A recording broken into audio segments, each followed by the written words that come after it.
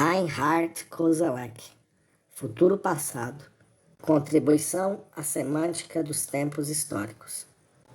Parte 2.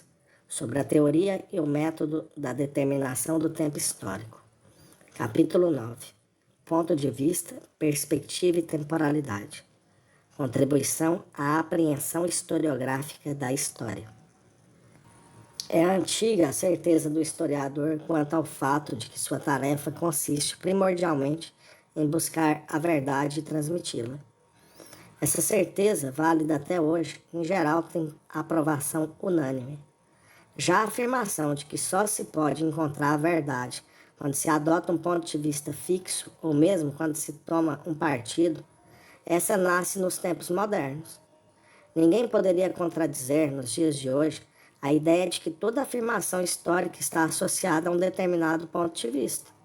Pois quem poderia negar que a história é observada a partir de diferentes perspectivas e que uma alteração no âmbito da história corresponderá necessariamente a uma alteração no âmbito do discurso que a expressa? A velha tríade, lugar, tempo e pessoa, também está presente na obra do historiador. Caso se altere um desses três elementos, trata-se já de uma outra obra, ainda que se debruce ou pareça debruçar-se sobre o mesmo objeto. Quem, partindo da teoria do conhecimento, tenta investigar esse ponto de vista corrente, ou melhor, essa mudança do ponto de vista, logo encontrará dificuldade. Defrontar-se-á com a crítica ao subjetivismo, ao relativismo, ou até mesmo ao historicismo a ele associados. Qualquer que seja hoje o significado do termo historicismo, do qual se abusou perversamente, ele com certeza inclui as alterações de perspectiva forçosamente decorrentes do transcorrer da história. Novas experiências se agregam, antigas são ultrapassadas, novas expectativas se abrem. Logo, colocam-se novas questões em relação ao passado que nos levam a repensar a história, a observá-la sob outros olhos, a demandar novas investigações. A ciência histórica atual se encontra, portanto, sob duas exigências mutuamente excludentes: fazer afirmações verdadeiras e, apesar disso, admitir e considerar a relatividade delas. Nesse dilema, ela se defende com diferentes argumentos. Citamos dois. Primeiramente, os historiadores podem referir-se ao enorme êxito que a ciência histórica, lentamente constituída desde os inícios da época moderna, alcançou com seus métodos. Em 200 anos, aprendemos mais sobre o passado da humanidade do que ela antes jamais pudera saber sobre si mesma. É certo que deixamos de conhecer muita coisa por conta do mau estado de conservação ou ausência das fontes, mas, por outro lado, tivemos acesso a informações que escaparam aos que foram contemporâneos dos acontecimentos. Portanto, de certa maneira, sabemos mais do que antes e frequentemente temos mais informações a respeito do passado do que jamais fora possível ter. Uma tal defesa do historiador, baseada na pesquisa empírica, é conclusiva e difícil de contestar. O segundo argumento procura enfraquecer, do ponto de vista metodológico e teórico, a crítica ao subjetivismo ou ao relativismo. Também a ciência histórica teria desenvolvido uma arte metodológica que lhe permitiria atingir proposições objetivas. A crítica de fontes, por sua vez, estaria submetida a critérios sempre acessíveis, comprováveis e racionais. A isso se acrescenta a teoria da interpretação, ou hermenêutica, que por meio de Schleiermacher ou de Dilthey teve acesso à ciência histórica. Nas palavras de Dilthey, abre aspas, a compreensão e interpretação constituem um método adequado para as ciências humanas. Todas as funções encontram-se integradas nesse método. Em si, ele contém todas as verdades das ciências humanas. A interpretação cria, em cada ponto, um novo mundo. Fecha aspas.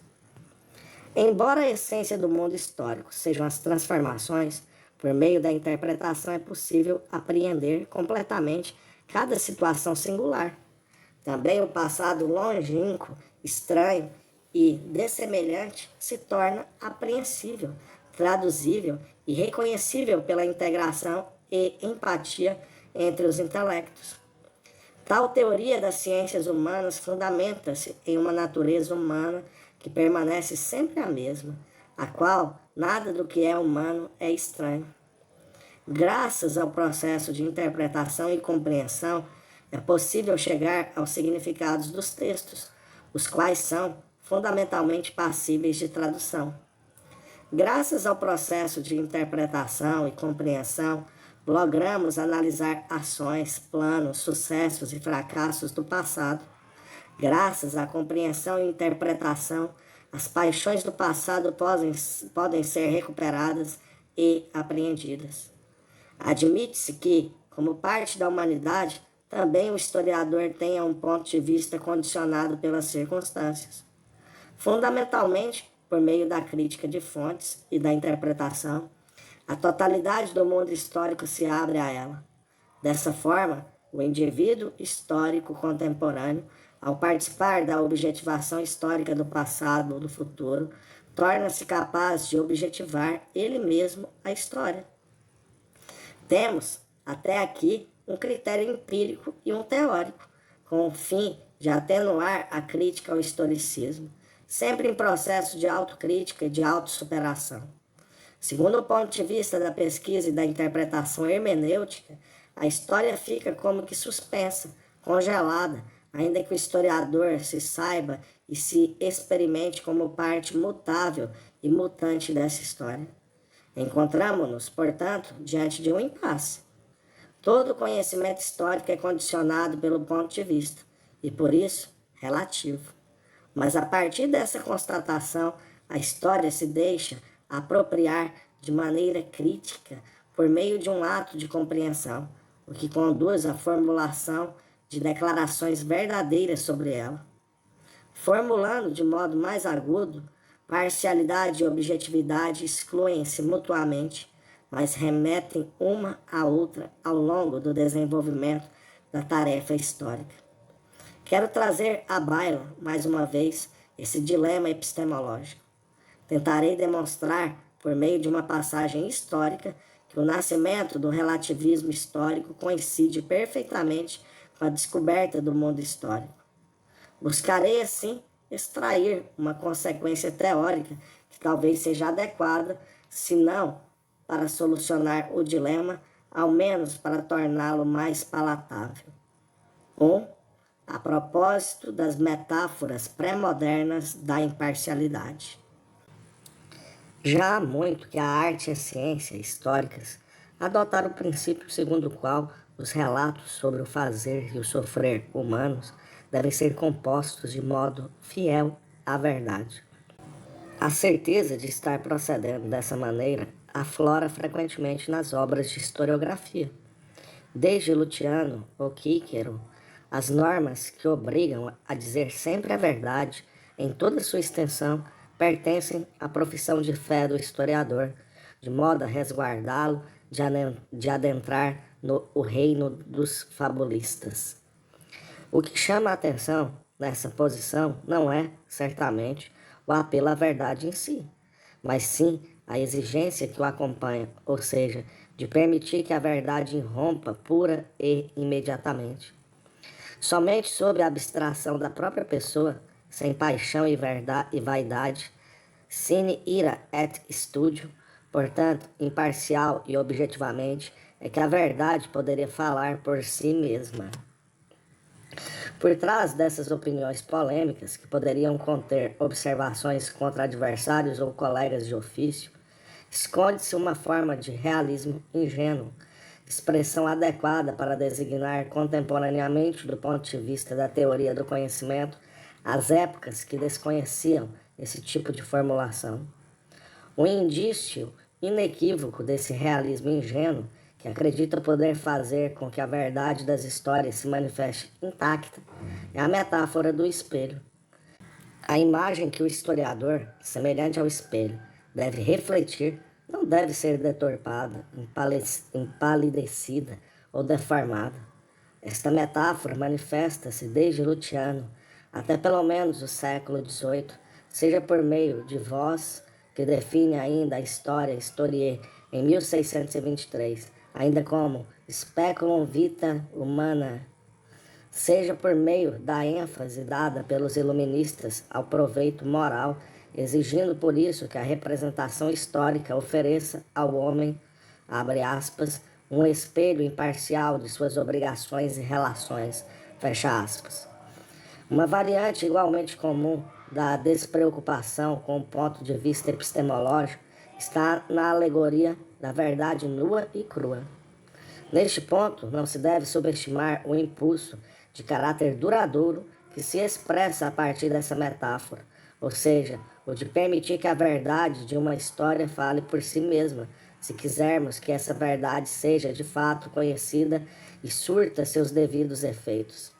Entretanto, tomada ao pé da letra, essa exigência obriga o autor a se abster de qualquer julgamento, o que acaba por reforçar a metáfora do espelho. Fenelon escreve em 1714 que a história teria uma nudité si noble et si majestueuse, de forma que podia dispensar quaisquer adornos poéticos. Gottsched legitima a tarefa do historiador, como sendo abre aspas, de dizer a verdade nua, isto é, narrar os acontecimentos sem qualquer maquiagem ou adorno, fecha aspas. Em 1814, o jovem Rank refere-se, abre aspas, à verdade nua, despida de quaisquer adornos, fecha aspas, para, por meio desse, abre aspas, conceito de história, desmascarar as narrativas falsas de Guinquiardini, fecha aspas. Blumenberg aponta, com razão, que se trata aqui de um anacronismo iluminista, ainda que o próprio iluminismo tenha colocado em questão a eficácia da metáfora da verdade nua.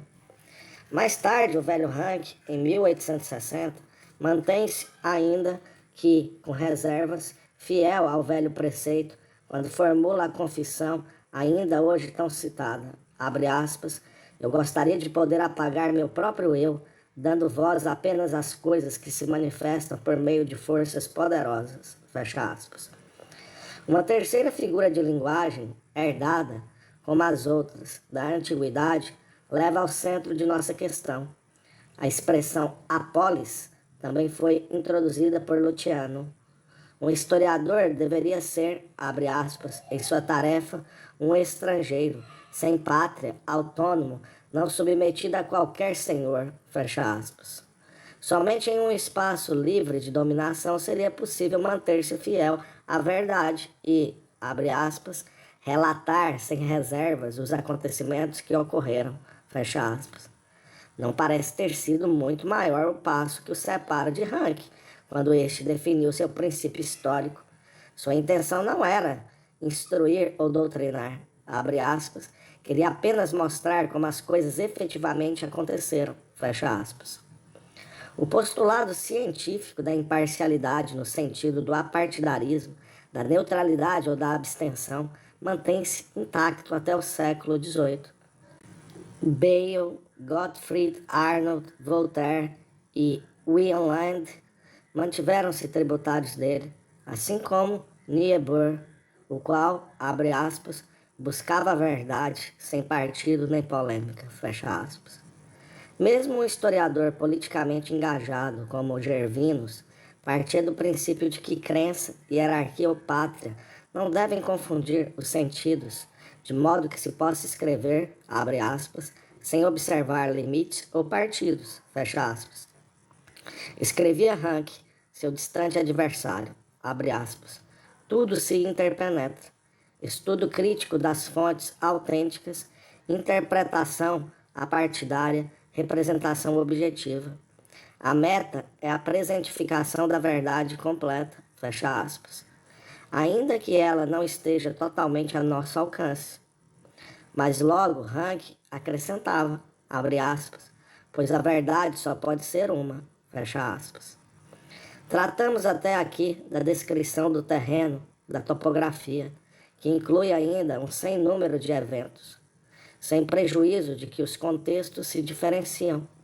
Resta um ponto de conexão metodologicamente ineludível no curso da investigação: aspirar à imparcialidade e conceder a palavra ao lado contrário, seja para contestar sua acuidade, seja para, e isso é mais moderno, relacionar reciprocamente todas as forças e partidos integrantes de um processo histórico, de modo que o processo como um todo possa ser apreendido a partir de um único olhar. Até aí, o apelo à imparcialidade mantém-se legítimo. Mas o mundo histórico não foi constituído por essa velha e incontornável demarque dos procedimentos de investigação, ou seja, a necessidade de aspirar à imparcialidade. A história moderna surgiu a partir do movimento reflexivo da história sobre seus pressupostos de ação e de conhecimento, o que deu origem a um novo conceito de história, Geschichte. O que distingue a história moderna das histórias anteriores é, antes de tudo, o estabelecimento, com a reflexão dos iluministas, de uma história em si e para si, destituída de um objeto de conhecimento. A história tornou-se um conceito reflexivo. Desde o iluminismo, se relacionam entre si as condições do fluxo da história e as condições para a ação e o conhecimento dela. Isso não teria sido possível sem a fixação de um determinado ponto de vista em meio ao movimento histórico. Certamente, mestres anteriores da arte histórica consideraram a influência do narrador sobre a forma da representação. A associação da história à gramática, à retórica e à ética, e mais tarde, a crescente associação à poética e à estética, é que levaram à necessidade de se considerar também a produção criativa do autor.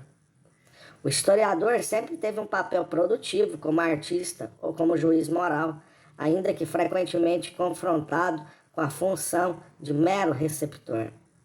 Já o próprio Luciano cuidara de relativizar sua metáfora do espelho, quando, no mesmo parágrafo, comparava o historiador ao escultor, a quem a matéria-prima é previamente dada, mas que, como Fídias, deve trabalhar da forma mais fiel possível à realidade, pois, assim justifica Luciano, o leitor deve ser capaz de ver com seus próprios olhos os acontecimentos que lhe são narrados. Assim, a metáfora do escultor criativo permanece presa ao círculo estreito da visão, da demonstração e do espelhamento.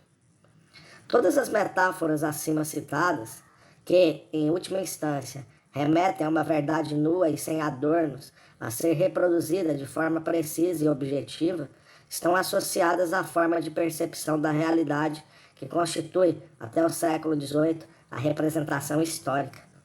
As metáforas, que contêm em si um realismo ingênuo, alimentam-se mais dos testemunhos oculares do que dos testemunhos auditivos que atestariam a verdade da história. Metodologicamente, o ponto de partida é a história do presente ou do passado mais recente. A ela foi possível, da mesma forma que a Heródoto, compreender 3 diferentes gerações, a fim de recuperar acontecimentos passados, valendo-se do testemunho auditivo de sobreviventes, conferindo assim credibilidade ao conteúdo narrado. Permaneceu intacta a precedência dada ao registro da história contemporânea, acrescida da contribuição dada nos inícios da época moderna pela literatura memorialística. E assim permaneceu também quando a investigação estendeu-se ao passado imediato. Os índices de verossimilhança permaneceram associados ao testemunho ocular e, se possível, ao de agentes e participantes, seja no que diz respeito à história da revelação, seja nas histórias dos eventos eclesiais ou mundanos. A experiência histórica manteve-se associada a um presente que se movia continuamente para a frente, recolhendo fatos do passado sem poder sofrer transformações substantivas. Nihil novum sob sole, nada de novo sob o sol. Essa era a máxima válida tanto para a antiguidade clássica quanto para os cristãos no horizonte de expectativa do juízo final. As metáforas do espelho, do reflexo ou da verdade nua, todas referentes à visão contemporânea, baseavam-se no fundamento das experiências próprias da qualidade do tempo presente, o qual, em sua concepção historiográfica, valia-se do recurso aos testemunhos oculares. O historiador foi obrigado a interrogar, em primeira instância, testemunhas oculares e, em segunda, testemunhas auditivas sobreviventes, de modo a poder investigar fatos e atos verdadeiros. Não há grande distância entre esse tipo de dedução da realidade e a exigência de imparcialidade, ainda que o acontecimento tenha que ser analisado a partir de todas as perspectivas e o julgamento tenha que levar em conta todos os envolvidos. A história, como presente contínuo, vive do interrogatório de suas testemunhas oculares, e a condução desses interrogatórios exige distanciamento e imparcialidade. Não resta dúvida de que esse cânone, cuja simbologia remete a um espaço de experiência ininterrupto e não fragmentário, pode ainda hoje reclamar sua validade metodológica. Mas as coisas não ficam por aí. 2. O compromisso com uma posição como pressuposto do conhecimento histórico. Parece ironia da linguagem o fato de que, no âmbito da visão e dos testemunhos oculares, da metáfora do espelho e da verdade indisfarçável, justamente o posicionamento tem assumido um papel fundamental para o conhecimento, sem que esse repertório das metáforas e da experiência a elas associadas tenha sofrido desgaste. Se o historiador tem que interrogar suas testemunhas, levando em conta o depoimento das melhores e colocando de lado as outras, como pode ser que seu próprio ponto de vista não exerça influência sobre a representação que faz dos fatos? Naturalmente, a questão já emergira antes, não menos sob a influência da doutrina da perspectiva, conhecida já desde o Renascimento. Comênios, em 1623, compara a atividade do historiador com a perspectiva do telescópio, colocado sobre os ombros como uma trombeta que aponta para trás. Com esse olhar em direção ao passado, acrescenta, busca-se adquirir ensinamentos para o próprio tempo e também para o futuro. Seriam surpreendentes as perspectivas curvas, que, por sua vez, mostram tudo sob luz diferente. É por isso que não se deve, abre aspas, confiar que uma coisa se comporte na realidade da mesma forma como ela se apresenta a quem contempla, fecha aspas. Cada um confia apenas em seus próprios óculos, daí só podem advir controvérsias e discórdia. A dúvida cartesiana e o ceticismo pirronista contribuíram da mesma forma para a má consciência do historiador no que diz respeito a ser capaz, efetivamente, de oferecer representações da história de acordo com a verdade. Por conta disso, o dicionário Zedler diz, ainda orientando-se pelo ideal realista de conhecimento e traduzindo, cheio de precauções, a metáfora de Luciano, seria muito difícil, quase impossível, abre aspas, ser um historiador perfeito em seu ofício. Aquele que se propusesse a isso deveria, se conseguisse, desligar-se de qualquer corporação, partido ou religião. Fecha aspas. Coube a Cladenius comprovar que isso seria impossível.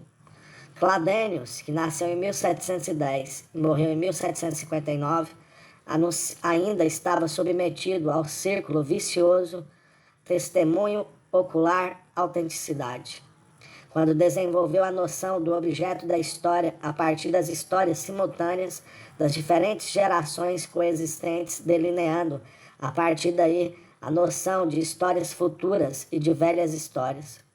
Mas essa distinção já não se orientava por circunstâncias cronológicas ou de conteúdo e não se aplicava a uma época particular, tendo sido concebida a partir da perspectiva da teoria do conhecimento. Autor, agente ou espectador são mais confiáveis que narrador. A transmissão oral predomina sobre a escrita. A velha história se inicia então quando não há mais testemunhas oculares sobreviventes e nem se pode mais interrogar testemunhas auditivas vinculadas aos acontecimentos. Com a morte das testemunhas, estendem-se os limites da velha história, limites que aumentam na mesma medida em que as testemunhas desaparecem. O conteúdo da história não se deixa mais organizar por uma ordenação temporal previamente estabelecida, eventualmente por Deus. As histórias futuras e as histórias passadas são determinadas por desejos e planos, assim como pelas questões que surgem de hoje. Do ponto de vista da teoria do conhecimento, o espaço contemporâneo da experiência torna-se o centro de todas as histórias.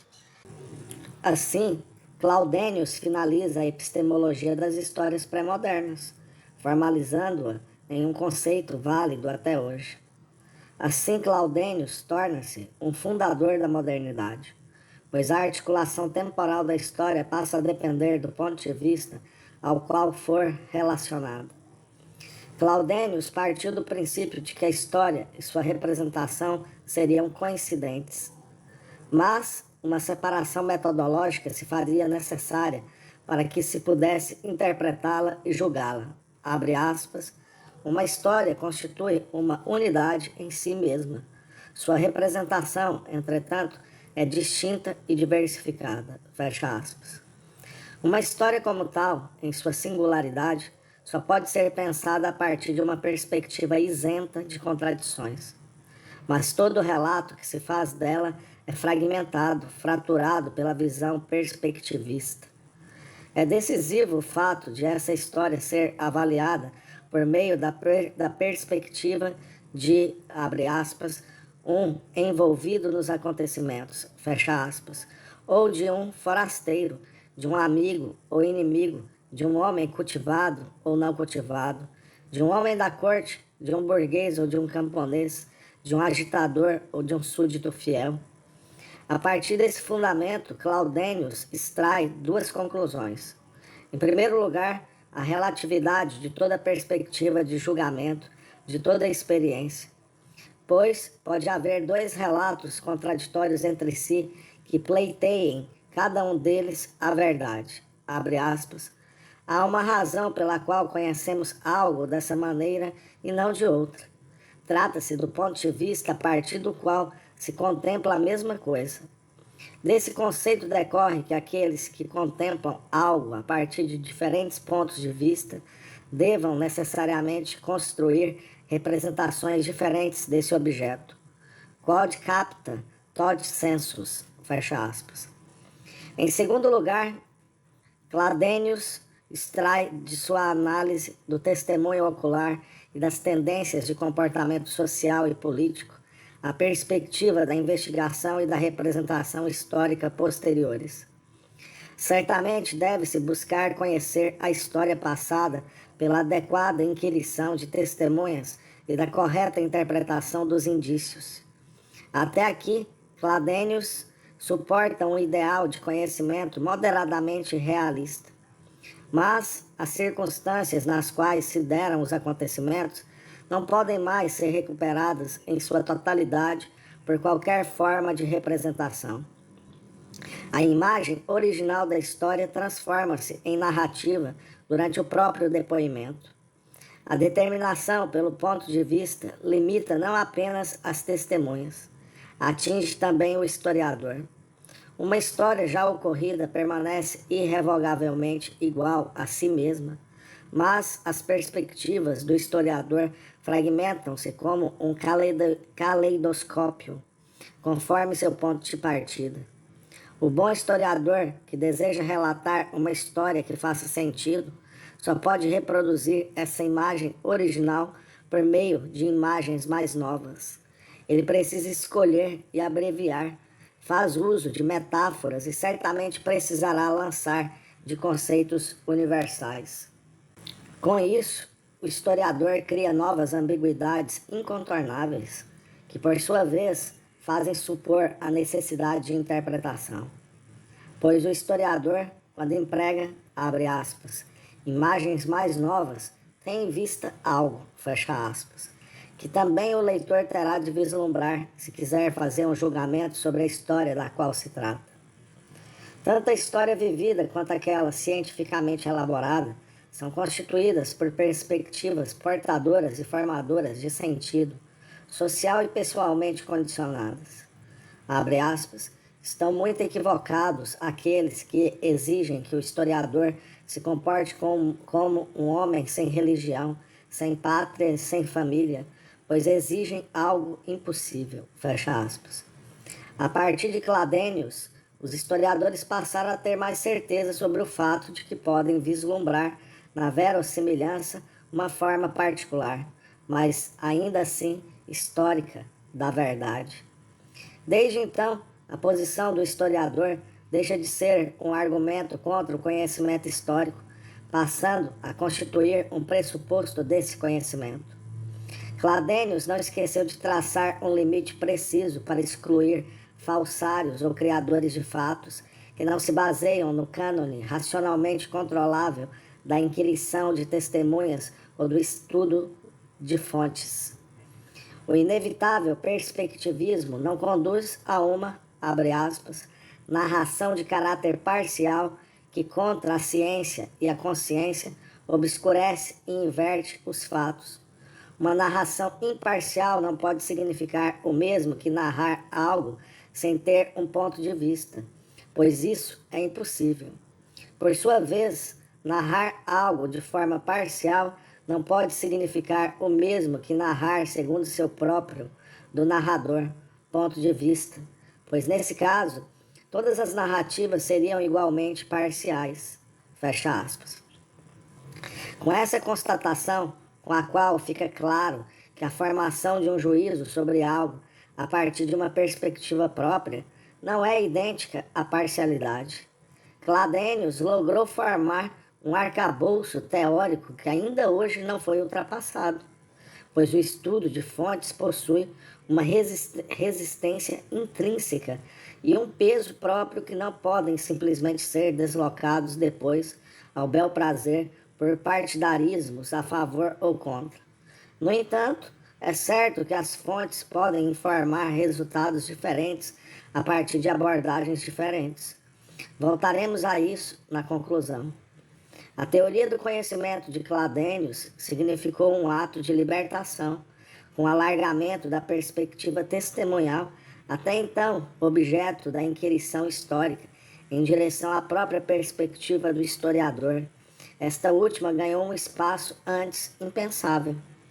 Fazendo uso desses critérios, o historiador pôde se dar ao luxo de produzir história, avaliar as causas, acompanhar circunstâncias de longo prazo, alterar a disposição do começo e do fim de uma história, pôde esboçar sistemas mais adequados à complexidade das histórias do que a mera adição de conhecimentos.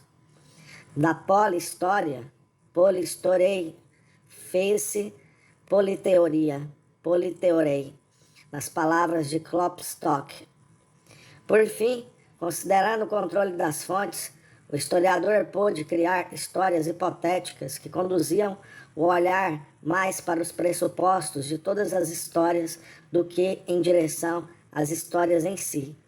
Em suma, sob os auspícios do conceito criado por Voltaire, o historiador pôde tornar-se o filósofo da história, o que antes era possível. Fenelon previra essa ruptura quando postulou, em 1714, que a verdadeira perfectibilidade da história residia no arranjo que se fazia dela. A fim de lograr uma boa organização dos fatos, o historiador deveria ser capaz de abarcar sua história como um todo, em um único olhar, deveria virá-la e revirá-la em todos os seus ângulos até encontrar o verdadeiro ponto de vista. Assim, ele poderia finalmente esboçar a história como unidade coesa e conduzir os eventos mais importantes à sua causa inicial comum. Cladênios fundou esse princípio em teoria, mas de forma a relativizar, a historicizar, se quisermos dizer assim, a questão sobre o verdadeiro ponto de vista do historiador. Ele se confrontou com uma pluralidade de pontos de vista, que pertencem necessariamente ao conhecimento histórico, sem desistir de buscar aquilo que lhes é comum, a verdade histórica. Entretanto, deslocou a ênfase que incidia sobre a própria verdade para as condições de conhecimento dessa verdade. Desde então, inspirados por ele, os historiadores tiveram coragem de referir-se aberta e conscientemente à sua posição, uma vez que deveriam refletir seu ponto de vista. Essa ruptura no horizonte da teoria da história completou-se na segunda metade do século XVIII. 3. Temporalização da perspectiva histórica. A obra de Claudênius é como uma espada de dois gumes. Sua teoria do conhecimento alimentou-se até o limite de imagens e alegorias sobre o primado do aspecto vital. A testemunha ocular, como garantia da representação de um acontecimento, permaneceu como o principal tipo de testemunha histórica. O espaço histórico da experiência que corresponde a esse princípio é aquele que contém sujeitos que praticam e sofrem ações. O espaço de eventos cuja capacidade testemunhal aumenta com a proximidade desses mesmos sujeitos em relação aos eventos e diminui com seu afastamento.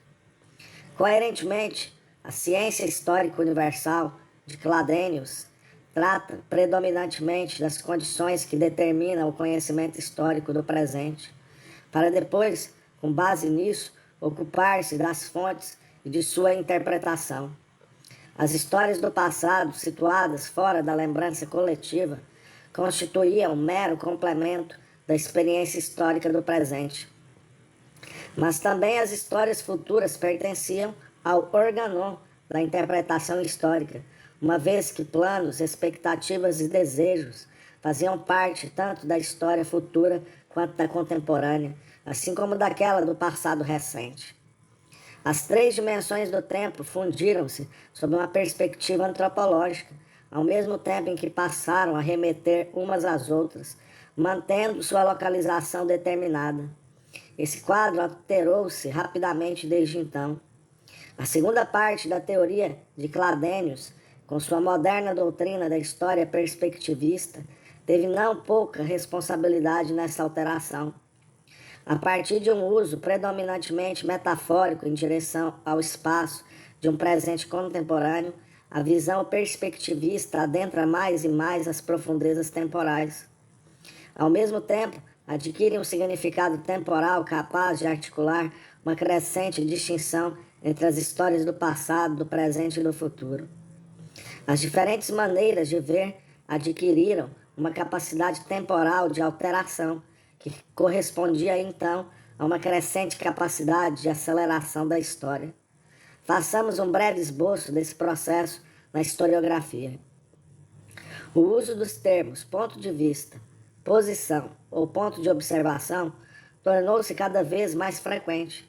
Também Stoker, Wegelin, Semler ou Kastler fizeram uso deles e, à medida que a abordagem perspectivista passou a ser levada a sério, alterou-se também o status da história passada.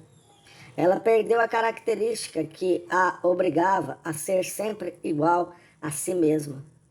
É nesse espírito que Thomas Abnett escreve História do Gênero Humano, onde é conhecida na Europa, deduzindo, a partir de sua própria posição, que a história de um mesmo povo será diferente na Ásia e na Europa. Com certeza se faz sentir aqui a crescente experiência das invasões no além-mar, onde inúmeras histórias ainda não integradas ao cristianismo europeu aguardavam elaboração. Mas o fato de que as perspectivas deveriam ser espacialmente determinadas, associadas a uma localização geográfica, e que textos diferentes, igualmente legítimos, poderiam ser escritos sobre os mesmos fatos, isso sim era inédito. A relatividade geográfica das proposições históricas acrescentou-se à relatividade temporal.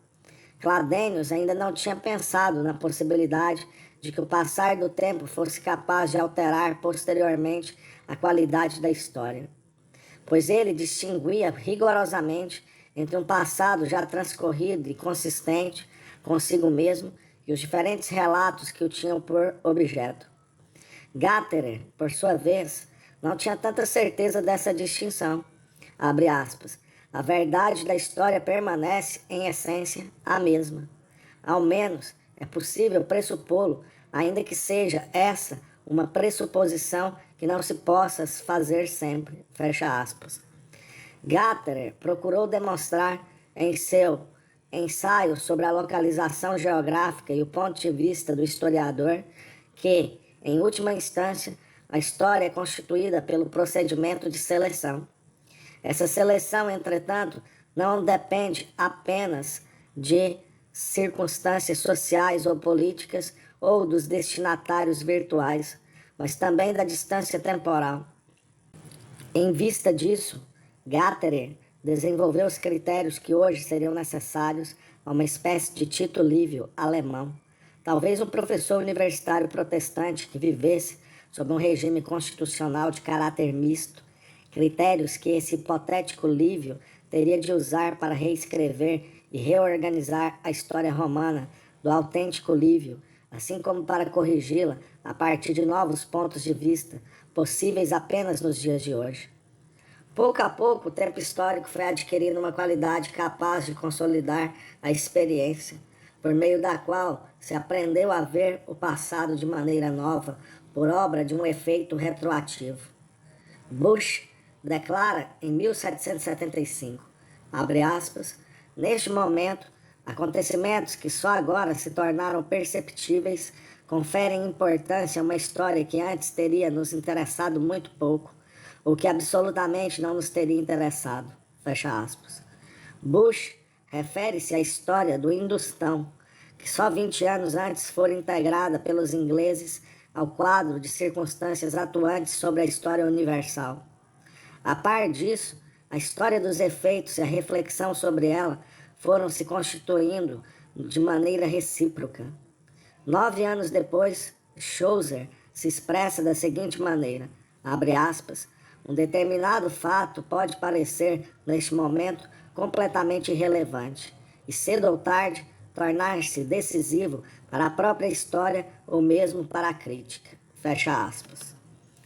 Mas o deslocamento da ênfase sobre os acontecimentos passados e mesmo sobre sua própria qualidade histórica não foi obra apenas das transformações sofridas pela experiência contemporânea. Também a concepção metodológica e o próprio know-how do ofício do historiador alteraram a relação das dimensões temporais entre si. O registro de uma história do tempo presente, Zeitgeschichte, foi perdendo pouco a pouco a sua dignidade.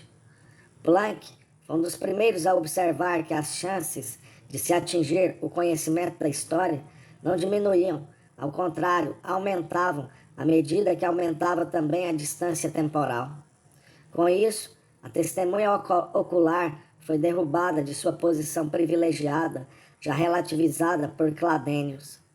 O passado deixou de ser mantido na memória pela tradição escrita ou oral, passando a ser reconstruído pelo procedimento crítico.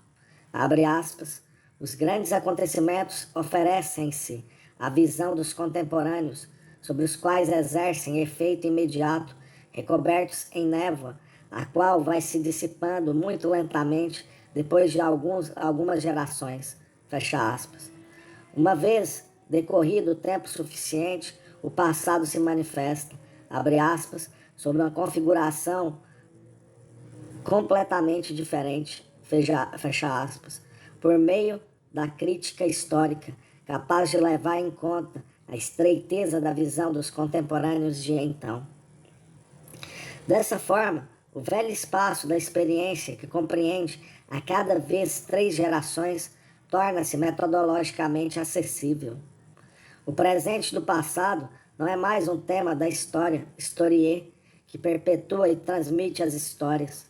O próprio passado passa a ser problematizado como tal, de forma que só hoje somos capazes de perceber sua peculiaridade, abre aspas, sob uma configuração completamente diferente, fecha aspas.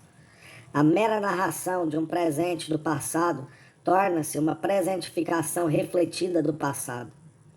A ciência histórica, ao levar em conta o ponto de vista temporal, transforma-se em uma disciplina investigativa do passado. Essa temporalização das perspectivas foi certamente favorecida pelas rápidas transformações da experiência provocadas pela Revolução Francesa. Tais rupturas de continuidade pareciam querer livrar-se de um passado cuja crescente estranheza só poderia ser esclarecida e recuperada pela pesquisa histórica. Mas isso não significou, de maneira alguma, que a pesquisa histórica, el ipso, tenha tido caráter nostálgico ou restaurativo. Pelo contrário, a ideia de que quanto mais o tempo avança, mais compreensível se torna o passado, é um produto da filosofia do progresso pré-revolucionária. Essa filosofia descobriu uma certa qualidade temporal na história que esforçava por ver o ontem como fundamentalmente diferente do hoje, o qual, por sua vez, seria fundamentalmente diferente do amanhã. O princípio de uma possível repetição dos eventos foi abandonado. Uma vez, então, que toda a história é única e singular, o passado tem que ser, por consequência, diferente tanto do presente quanto do futuro. Em uma palavra, a historicização da história e sua interpretação progressista são dois lados da mesma moeda. História e progresso encontraram seu denominador comum na experiência de um tempo genuinamente histórico. Reconhecê-los como tal demanda um ponto de vista que teve de reconhecer a si mesmo como historicamente condicionado. Na Alemanha, isso se mostra de forma especialmente clara na historiografia da Igreja Protestante, a qual, de história esclarecida, passou subrepticiamente a teologia da história, vinda em socorro da nova filosofia da história. A antecipação de um tempo autenticamente histórico dá-se especialmente com Bengel, cuja interpretação do Apocalipse de João implica a irrevogável singularidade dos processos históricos. Ali, Bengel procede ao mesmo tempo de forma empírica e reflexiva.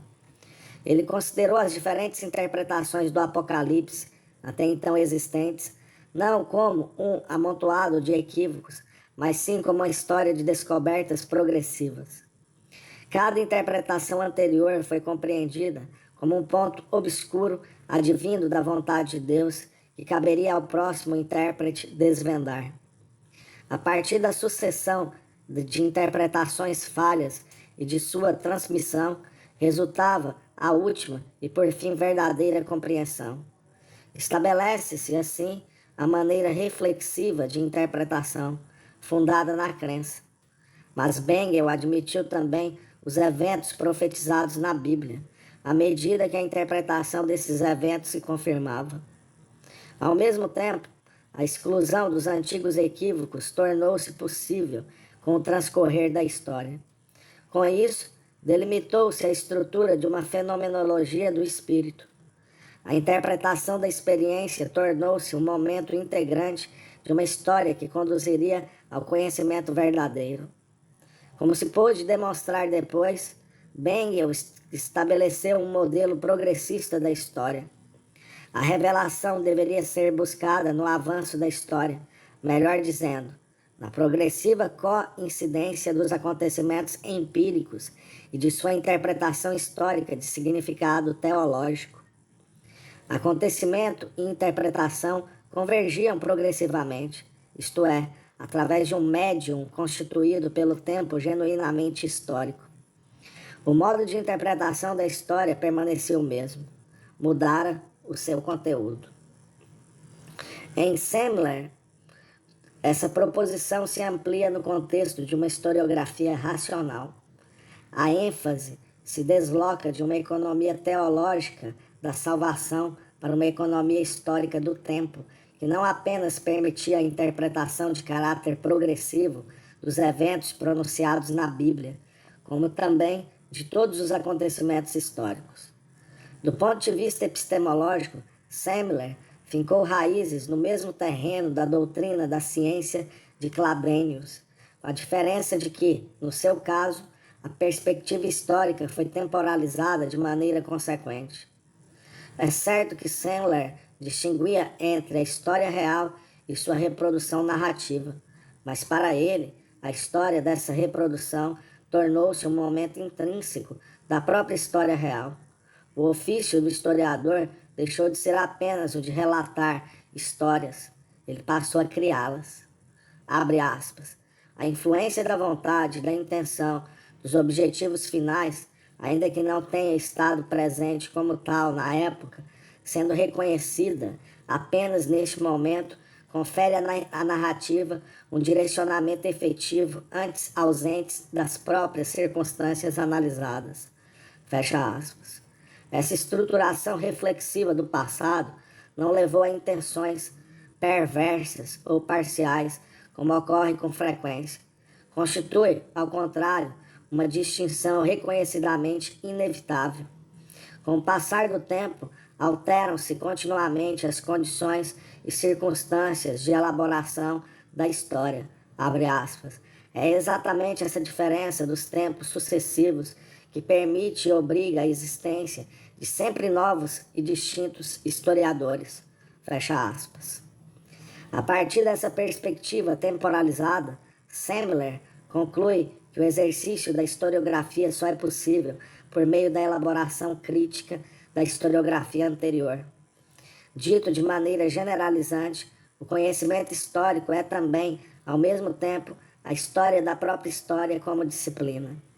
Pois os pressupostos sobre os quais as notícias surgem e são elaboradas também devem ser, eles mesmos, parte do processo por meio de uma análise crítica. Abre aspas. Até hoje, deu-se muita pouca atenção àquela história que precedeu a história de todos os assim chamados historiadores. Fecha aspas.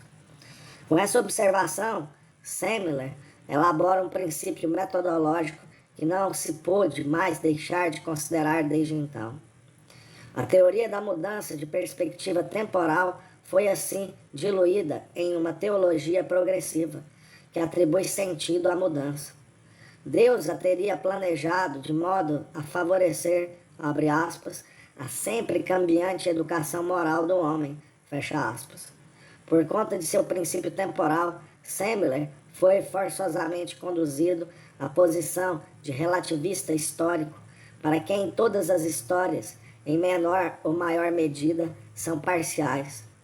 Ele só foi capaz de escapar a esse dilema ao inscrever seu próprio ponto de vista no contexto de um conhecimento progressivo e de uma moral crescente. Abre aspas, os estágios reais de uma cultura sempre desigual, fecha aspas, foram entendidos por ele como os estágios de um conhecimento histórico que permitiu às gerações posteriores reconhecer e desmascarar os interesses partidaristas das gerações anteriores e de seus historiadores. Era exatamente essa a intenção de Semler ao tratar dos 3 primeiros séculos da era cristã.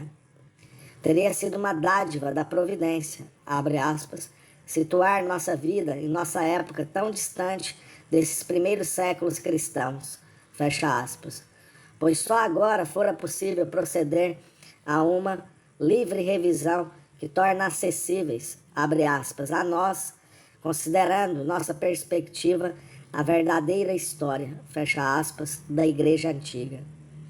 Não se pode mais separar a verdade e a perspectiva temporal. Aquele que ainda hoje afirmasse, abre aspas, a imutabilidade do sistema eclesiástico, fecha aspas, estaria submetido a preconceitos e servindo a interesses hierárquicos. Estaria, assim, impedindo o desenvolvimento moral da religião cristã e, abre aspas, não pode haver pecado maior contra toda a verdade histórica, fecha aspas. Desde que mergulhou na perspectiva temporal de seu desenvolvimento histórico, a verdade historicamente relativa tornou-se uma verdade superior. O pressuposto teórico dessa superioridade era a alteridade advinda da visão em perspectiva e, portanto, factual do passado comparada à experiência própria do presente e à expectativa do amanhã. Abre aspas. Em nossos dias, já não se duvida de que a história tem que ser, de tempos em tempos, reescrita, diria Goethe em breve. Abre aspas.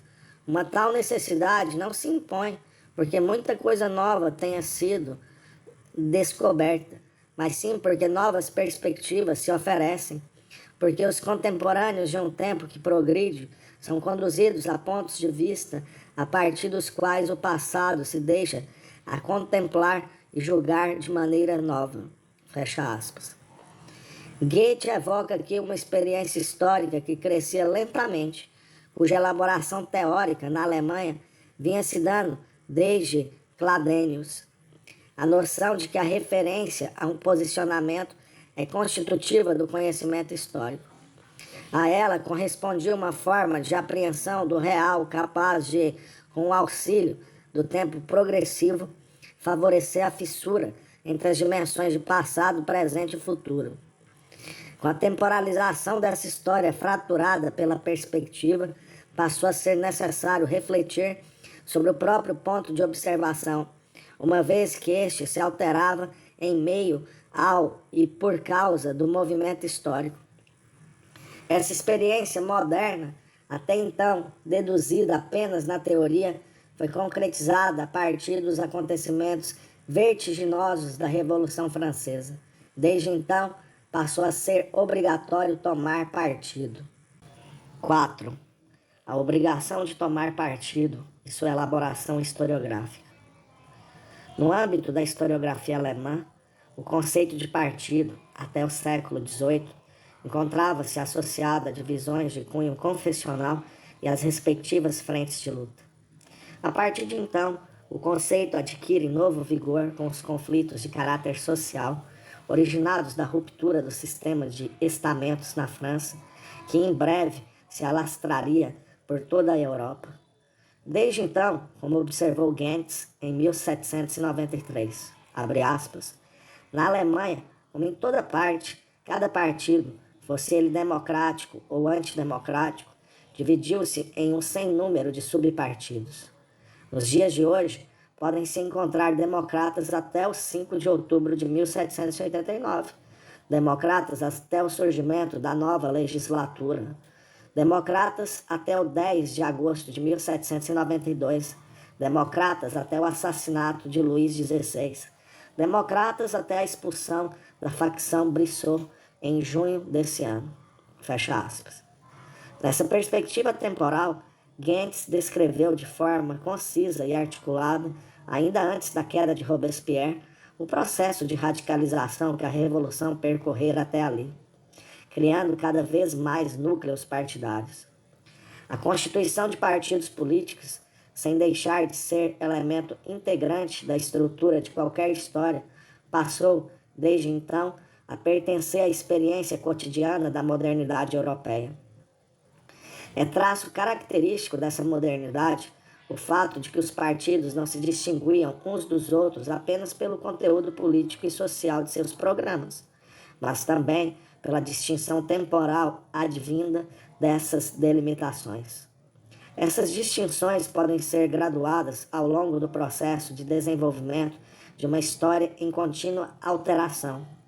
O movimento para adiante era o mesmo que progressista, a permanência no centro ou o movimento para trás significava conservador. Todos os instrumentos de legitimação que se pretendiam efetivos tiveram de se submeter a essa escala temporal.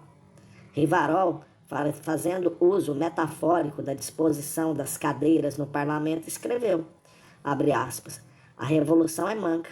A direita vai sempre para a esquerda, mas a esquerda nunca vai para a direita. Fecha aspas. A marcha em direção a um futuro aberto evoca perspectivas partidárias e parciais, que, destituídas de critérios de movimento ou direção, não dão resultado. Como a história reagiu frente a esse novo estado de coisas? Vejamos algumas respostas. O próprio Gentz considerou que o processo de autoatribuição de um critério temporal pelos partidos era um erro de perspectiva. Abre aspas, o escritor que pretendesse tomar a revolução como um todo, fecha aspas, confrontar-se-ia com os princípios internos do movimento, comparados aos quais os processos de constituição partidária seriam apenas manifestações superficiais. Gentz chegou, assim, a uma resposta que, em última instância, remete a uma teoria da revolução. Tais teorias, que desejavam levar em conta a pluralidade dos partidos, proliferaram nas épocas seguintes e penetraram, por exemplo, no sistema do idealismo alemão. Com isso, transformou-se totalmente o desafio de ter que tomar partido. Friedrich Schlegel, que, ao longo do tempo, mudara de posição política e religiosa, expressa claramente essa ideia.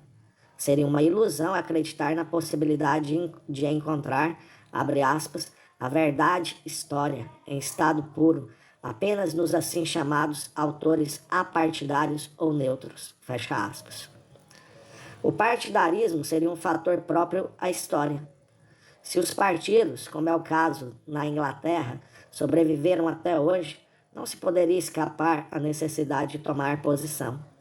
Dessa maneira, Schlegel prescreve como mandamento teórico ao historiador que apresente abertamente, abre aspas, seus pontos de vista e julgamentos, sem os quais seria impossível escrever qualquer história, ou ao menos qualquer história em forma de representação, fecha aspas. Não se poderia mais acusar um historiador de parcialidade, mesmo quando não se partilhasse de sua opinião. O pressuposto metodológico dessa redenção da parcialidade residia, para Schlegel, na separação entre os fatos, que seriam independentes dos pontos de vista partidários, e na formação de um julgamento crítico sobre eles. A par disso, abre aspas, a exatidão factual seria certamente estimulada pela polêmica, uma vez que cada partido passaria a temer a crítica do outro, vigiando-se mutuamente, fecha aspas. Com isso, Schlegel logra descrever com grande acuidade empírica o efeito retroativo das posições políticas sobre a prática da investigação histórica, que se constrói predominantemente pela separação entre o conhecimento dos fatos e a formação do julgamento sobre eles. Trata-se da tentativa de salvar a objetividade sem ter que abandonar a tomada de posição. Mas já o próprio Schlegel foi capaz de perceber a insuficiência desse princípio, uma vez que não era possível determinar qual seria, abre aspas, o partido certo, fecha aspas, Die Rechte Partei.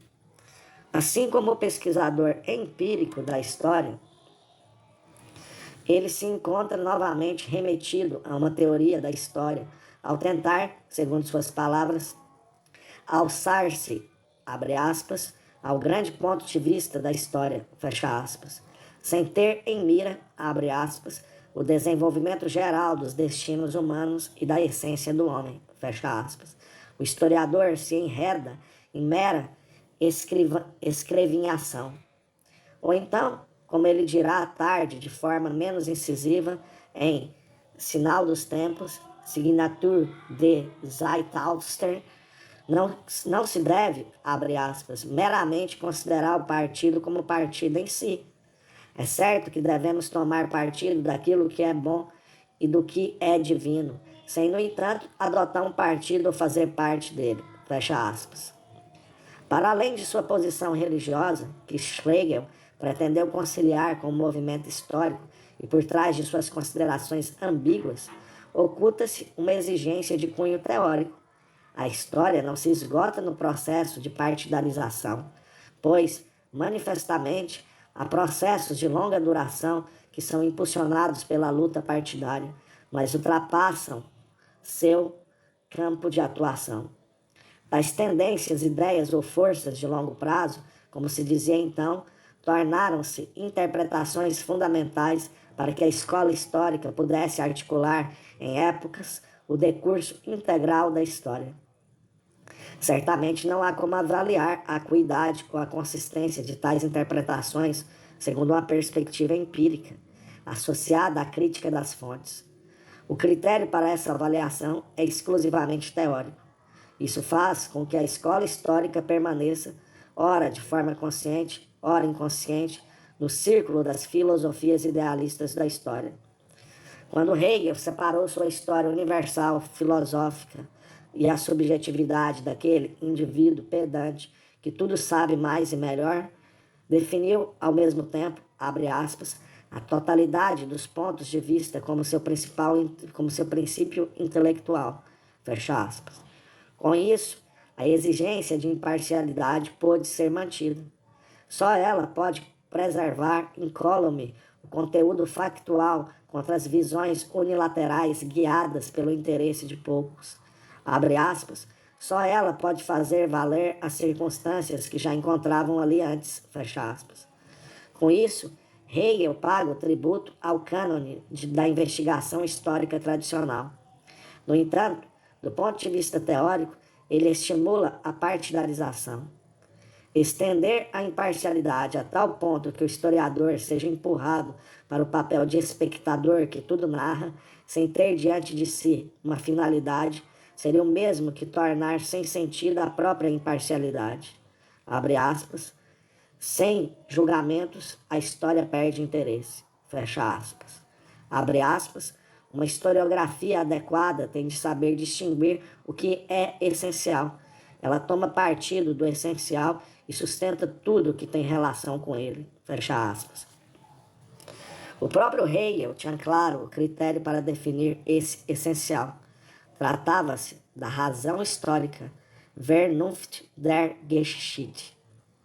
Mas pode ser que Hegel tenha cunhado aqui um clichê, uma fórmula vazia, que pode ser preenchida de cada vez com um significado diferente ao longo da história. O critério da imparcialidade, indispensável para a metodologia da investigação histórica, não desobriga o historiador de tornar palpáveis os critérios para isolar o essencial.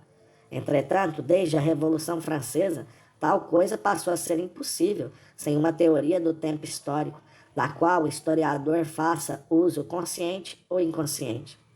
Citemos aqui, à guisa de conclusão, 2 exemplos.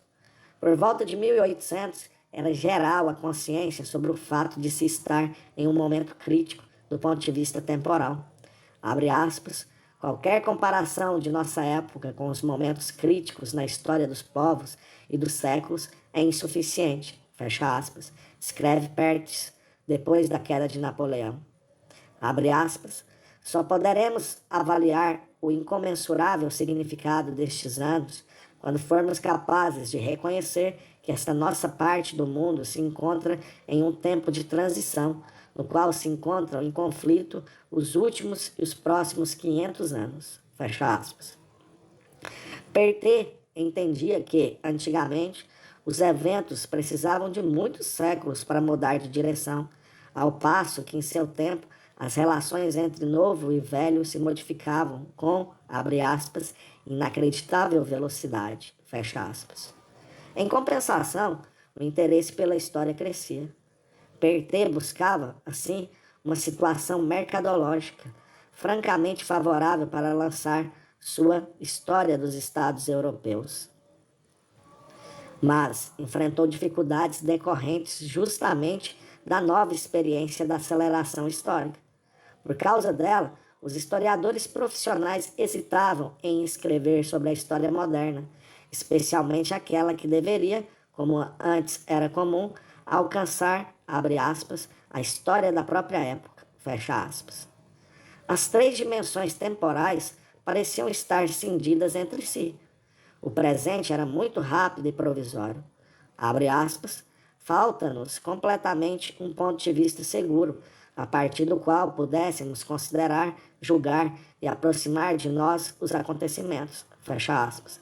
Escreveu Rees a Perthes. Estamos vivendo, abre aspas, a era do declínio que acabou de começar. Fecha aspas. Poel confirmava esse estado de coisas, abre aspas, pois não é o atual estado na vida civil, política e religiosa e financeira um estado provisório? No entanto, o objeto da história não é o futuro, mas o passado. fecha aspas. Por isso, a história planejada dos estados teria cometido abre aspas, duplo erro, fecha aspas. Abre aspas, o de se referir tanto ao que é passageiro quanto ao que é apenas parcialmente conhecido, fecha aspas. Não era possível conhecer o futuro, pois onde estaria o homem capaz de vislumbrá-lo, ainda que só como penumbra?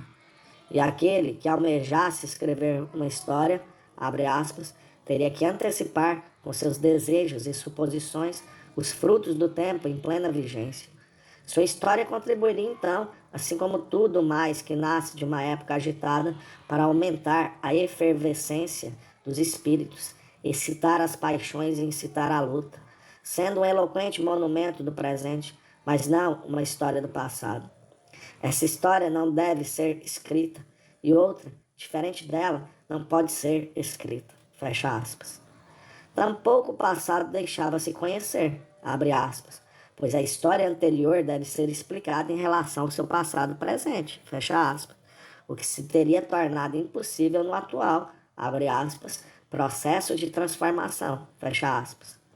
Em uma palavra, abre aspas, de uma maneira que está sendo escrita agora, não se pode esperar nada permanente, nenhuma história real, fecha aspas. Os dois especialistas que consultamos justificaram sua negação com argumentos fundamentados em uma teoria da história. Em outras palavras, a aceleração da história impede que o historiador exerça seu ofício. Em contrapartida, Pertet indagava, abre aspas, quando chegará o momento em que a história fará uma pausa, fecha aspas. Em resposta, surgiu o cenário no qual o historiador busca reconstituir o passado que já se perdeu, lançando mão de uma investigação realizada com métodos rigorosos. Trata-se daquela orientação já ironizada por Hegel, a qual Dalma não se furtou a considerar jocosamente, abre aspas, uma história muito eminente para que se aventure até os dias de hoje, fecha aspas. Nietzsche, por fim, a chamaria de antiquária. Mas a investigação do passado não foi a única resposta encontrada frente à aceleração da história. Para este segundo cenário, que assim como o primeiro pouco se deixa classificar sob uma orientação política determinada, chamemos o testemunho de Lorenz von Stein. Em 1843, Stein já formulara claramente o raciocínio segundo o qual uma perspectiva temporal encontra-se relacionada a um movimento inconstante e contínuo de aceleração, sendo mesmo conduzida por ele. Há 50 anos, segundo Stein, a vida se acelerava. Abre aspas, é como se a historiografia não fosse mais capaz de acompanhar a história. Fecha aspas. A partir daí, chegar-se-ia ao ponto de vista que permitiria abarcar e construir julgamentos sobre a singularidade do movimento moderno com um único olhar. Stein lançou mão, talvez sem percebê-lo, de argumentos que remetiam de volta à teoria da história do iluminismo, argumentos que ganhavam gradativamente mais importância à medida que se buscava uma aproximação com, abre aspas, a história da própria época, fecha aspas. Uma vez que se alteravam os ritmos da história, faziam-se necessárias perspectivas capazes de se adequar a tais alterações. Por causa disso, Stein procura identificar as leis do movimento da história moderna de modo a extrair daí um futuro que ele pudesse influenciar. Seu diagnóstico podia arriscar prognósticos, pois ele tinha sob os olhos os exemplos da França e da Inglaterra em andamento, a partir dos quais pretendia deduzir diretivas de conduta política para a Alemanha. O pressuposto disso era uma história cujos fatores atuantes a longo prazo permanecessem passíveis de influência, mas que, no momento, estabelecessem as condições para um estado de coisas em permanente alteração. Com isso, o perspectivismo histórico passou de uma mera determinação do conhecimento para uma determinação fundamental de toda a experiência e de toda a expectativa resultante da história em si. Nas palavras de Feuerbach, abre aspas, a história contém apenas o princípio de suas próprias transformações, Fecha aspas.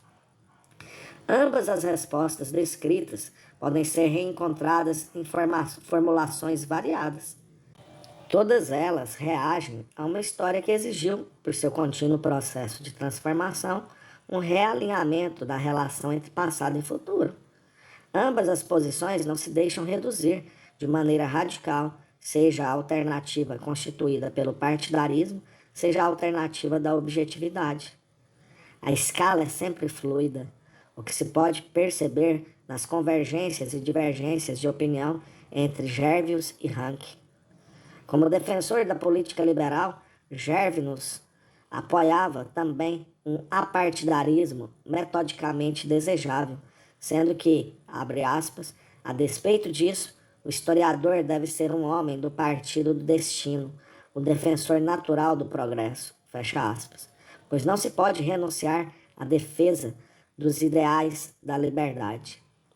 Ranke, por sua vez, posicionou-se decididamente contra essa imposição à tomada de partido, declarando-se a favor de uma investigação histórica sustentada metodologicamente no distanciamento temporal. Gervinus escreveu ele no necrológico do colega de profissão.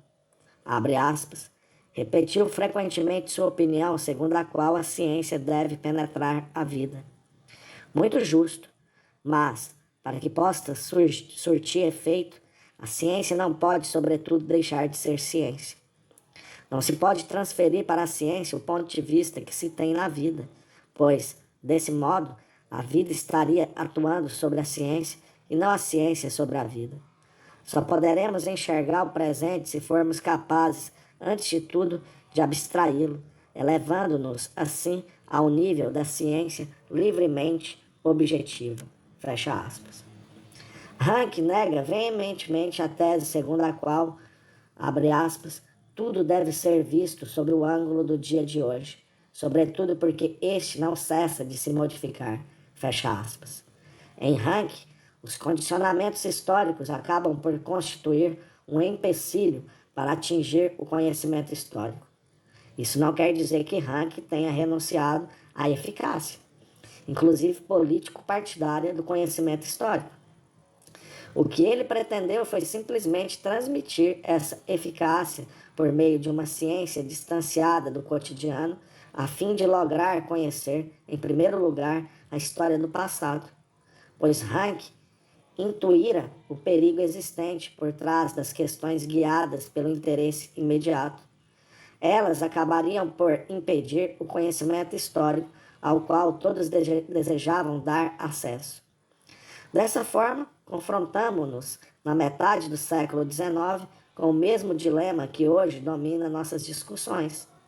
A doutrina do perspectivismo histórico certamente ajudou a cunhar a historicidade do mundo moderno, mas a disputa entre os defensores da objetividade e os representantes da parcialidade dividiu o campo sem que isso prejudicasse a grande contribuição de ambos os lados para os estudos historiográficos.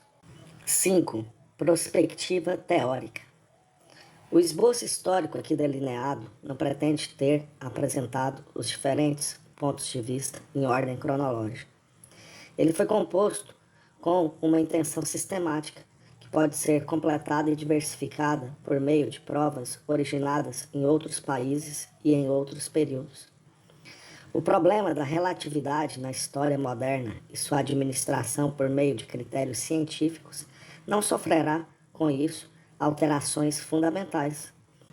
É por isso que nos permitimos extrair algumas conclusões a partir daquelas posições que, no ambiente linguístico alemão, puseram pela primeira vez a questão do compromisso com o posicionamento, inspirando diferentes respostas a essas questões. Já no âmbito das prescrições historiográficas da antiguidade, impunha-se a questão da necessidade do narrador valer-se de expedientes retóricos para dar voz à história, em vez de poder referir-se diretamente a ela. Cladenius, por sua vez, delineou a distinção entre as histórias verdadeiras e imutáveis e suas respectivas interpretações, condicionadas pelo ponto de vista. Com a temporalização das perspectivas, o problema se torna ainda mais complexo, uma vez que também a história da recepção e do efeito dos acontecimentos anteriores passa a fazer parte do patrimônio da experiência da história em geral, sobre a qual se fundamentam as histórias singulares. Da mesma forma, as novas posições continuaram a validar fatos anteriores, sem prejuízo da formação de novos juízos sobre eles. A separação entre o fato e seu julgamento foi aceita também por Hegel, na medida em que ele submeteu a investigação dos fatos à exigência metodológica da imparcialidade, prescrevendo a tomada de partido apenas para a formação de um juízo de valor sobre eles. Tratava-se do partido da razão, o partido do suprapartidário. No âmbito da teoria do conhecimento, os fatos do passado e o juízo contemporâneo que se constitui sobre eles correspondem, na prática da investigação, aos polos terminológicos da objetividade e da parcialidade. No entanto, na prática da pesquisa, o problema se distende. É possível que, por trás dessa antítese, considerada assim no âmbito epistemológico, se esconda um falso problema, pois também os fatos são condicionados pelo julgamento, no contexto histórico. Se Luís XVI, para citarmos Gentz, foi assassinado, executado ou só punido, essa é a questão que interessa à história, e não o fato de que uma lâmina de guilhotina separou-lhe a cabeça e o tronco. A assim chamada investigação pura e simples dos fatos é metodologicamente imprescindível e se realiza no âmbito da comprovação geral. O método histórico tem uma racionalidade própria.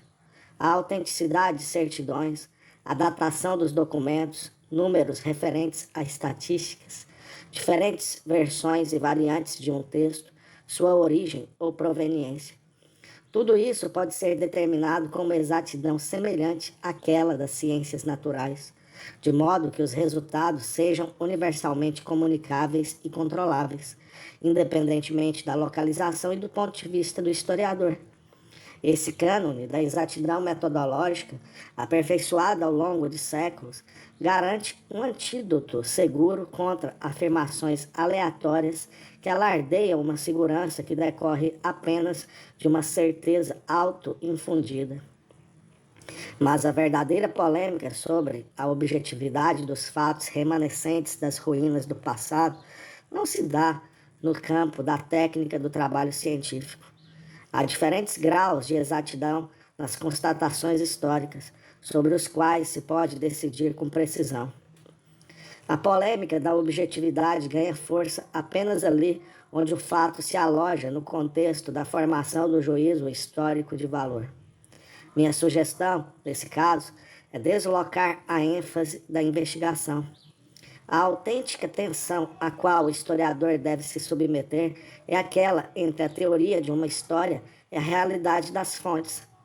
Sem dúvida, uma tensão produtiva. Com essa afirmação, remeto novamente a experiências e resultados que foram recolhidos antes do advento do historicismo, ao conhecimento histórico do iluminismo e do idealismo, da forma como foram desenvolvidos até aqui. O conhecimento histórico é sempre mais do que aquilo que se encontra nas fontes. Uma fonte pode existir previamente ao início da investigação ou ser descoberta por ela, mas ela também pode não existir mais. Assim, o historiador vê-se na necessidade de arriscar proposições. Mas o que impede o historiador de se assegurar da história do presente ou do passado por meio unicamente da interpretação de fontes não é apenas sua escassez, ou no caso da história moderna, excesso de oferta. Toda fonte, ou, mais precisamente, todo vestígio que se transforma em fonte por meio de nossas interrogações, nos remete a uma história que é sempre algo mais ou algo menos que o próprio vestígio, e sempre algo diferente dele. Uma história nunca é idêntica à fonte que dela dá testemunho. Se assim fosse, toda fonte que jorra cristalina seria já a própria história que se busca conhecer. Talvez seja esse o caso da história das obras de arte, cujas fontes constituem, ao mesmo tempo, o próprio objeto. Talvez seja esse o caso da exegese bíblica, desde que se trate do aspecto textual. E talvez isso seja adequado também para a interpretação das leis, desde que se trate apenas do aspecto normativo. A ciência histórica vê-se obrigada a interrogar suas fontes para deparar-se com constelações de eventos que se situam para além delas. Nessa necessidade reside também a limitação de uma teoria da interpretação que se oriente predominantemente por indivíduos, seus testemunhos e obras. Há, no entanto, modelos de explicação, para usarmos aqui o exemplo de transformações em longo prazo, que se furtam uma teoria da compreensão que se valha predominantemente de suas fontes. Como historiadores, devemos dar um passo além. Se quisermos fazer história de maneira consciente, ou se quisermos chamar o passado à memória. O passo em direção à exegese imanente de fontes é dado quando o historiador abandona a assim chamada história dos eventos para voltar seu olhar para transcursos, estruturas e processos de mais longo prazo. Eventos podem ser imediatamente apreensíveis por meio de testemunhos escritos, o que não ocorre com os transcursos temporais, estruturas de longo prazo e processos. E, se o historiador parte do princípio de que as determinantes de um evento interessam-no tanto quanto o evento em si, faz-se necessário transcender os testemunhos singulares do passado. Pois todo testemunho, seja escrito em forma de imagem, permanece associado às circunstâncias, e o excesso de informações que pode conter não é suficiente para abarcar a historicidade que atravessa em diagonal todos os testemunhos do passado. É por isso que precisamos de uma teoria da história possível. Tal teoria está implícita em todas as obras de historiografia. Só é preciso que venha à tona, pois há um grande número de proposições sobre a história como um todo, ou mesmo sobre as histórias singulares, que não podem ser respondidas de forma satisfatória a partir das fontes, ou cuja resposta demandaria, no mínimo, uma reelaboração do procedimento de pesquisa. A partir da experiência cotidiana, é possível perceber que uma crise na economia ou a eclosão de uma guerra pode ter sido compreendida pelos indivíduos afetados com o castigo divino. A teologia esforça-se por oferecer interpretações, por exemplo, em forma de uma teodiceia, capazes de atribuir sentido à miséria. Para os historiadores não será, no entanto, a pesquisa de fontes que levará à aceitação ou à negação de tais motivos, por meio da busca de outras justificativas, como a compreensão da catástrofe como resultado de cálculos equivocados de força e poder ou de causas psicológicas, econômicas ou de qualquer outra origem. As fontes só podem fortalecer as interpretações de cunho religioso. A decisão sobre quais fatores contam e quais não contam só pode ser tomada no campo da teoria, que estabelece as condições para a história possível. Decidir sobre a interpretação de uma história sob um ponto de vista teológico ou econômico não é uma tarefa relacionada à pesquisa de fontes, mas sim uma questão de premissas teóricas. Só a partir do estabelecimento dessas premissas é que as fontes começam a falar, mas elas podem também silenciar, uma vez que não haja qualquer documento ou testemunho para uma questão construída a partir do raciocínio teórico, o que, por si, não torna a questão equivocada. Com isso, o primado da teoria estimula e obriga a construção de hipóteses, sem a qual nenhuma pesquisa histórica pode ser conduzida. Não se quer, com isso, conceder carta branca à investigação teórica, pois a crítica de fontes conserva sua função inamovível. Depois de tudo o que foi dito, acredita-se que se faz necessário uma delimitação das fontes e sua crítica mais precisa do que aquela que se vem fazendo no horizonte da teoria da interpretação histórica. Uma fonte não pode nos dizer nada daquilo que cabe a nós dizer. No entanto, ela nos impede de fazer afirmações que não poderíamos fazer. As fontes têm poder de veto. Elas nos proíbem de arriscar ou de admitir interpretações as quais, sob a perspectiva da investigação de fontes, podem ser consideradas simplesmente falsas ou inadmissíveis. Datas e cifras erradas, falsas justificativas, análises de consciência equivocadas. Tudo isso pode ser descoberto por meio da crítica de fontes. As fontes nos impedem de cometer erros, mas não nos revelam o que devemos dizer.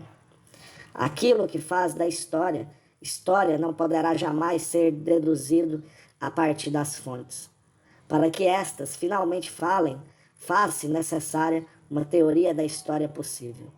Assim, o partidarismo e objetividade delimitam-se de uma nova maneira no âmbito da tensão que entre a construção do pensamento teórico sobre história e a crítica de fontes. Uma é completamente inútil sem a outra. Tradução de Vilma Patrícia Mas. Revisão de Marcos Valério Moradi.